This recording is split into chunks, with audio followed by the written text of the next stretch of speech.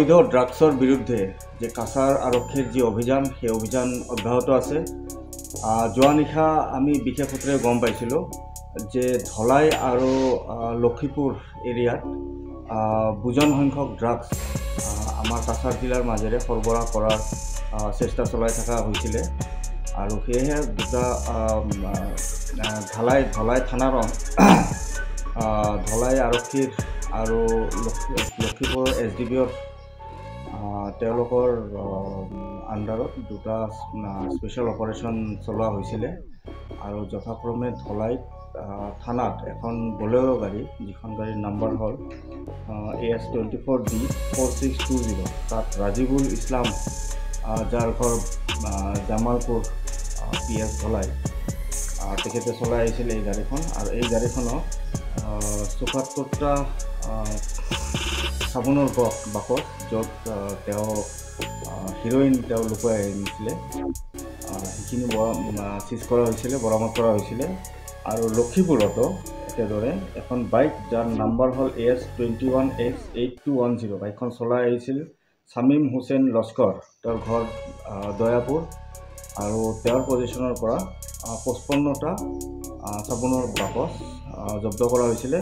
আৰু এই টোটেল আমাৰ 129টা চাবোনৰ বাকচ, য'ত টোটেল 1 কেজি 800 গ্ৰামকৈ হিৰ'ইন আমি চিজ কৰিবলৈ সক্ষম হৈছিলোঁ। ইতিমধ্যে দুটাকৈ গোচৰ ৰুজু কৰা হৈছে আৰু ইয়াৰ তদন্ত অব্যাহত আছে। প্ৰায় এটাকৈ চাবোনৰ বাকচত প্ৰায় 14 গ্ৰামকৈ থাকে।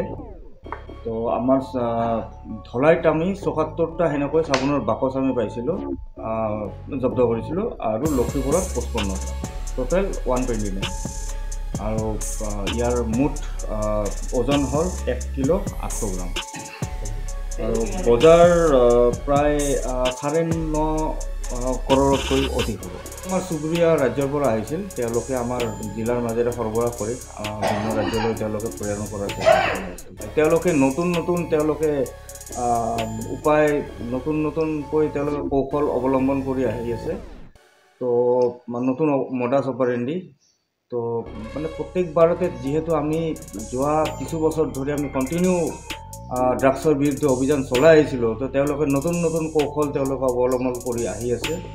তো এতিয়া তেওঁলোকৰ টেংকিৰ তলত কেতিয়াবা লুকুৱাই লৈ আহে, কেতিয়াবা ছেপাৰেট চেম্বাৰ বনাই লৈ আহে, কেতিয়াবা গাড়ীৰ বাম্পাৰৰ ভিতৰত সোমাই লৈ আহে।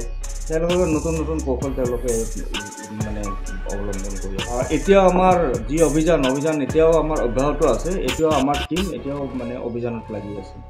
আৰু আমাৰ কিছু আৰু বেছিকৈ আমাৰ হিৰ'ইন আৰু আমাৰ পোৱাৰ সম্ভাৱনাও আছে।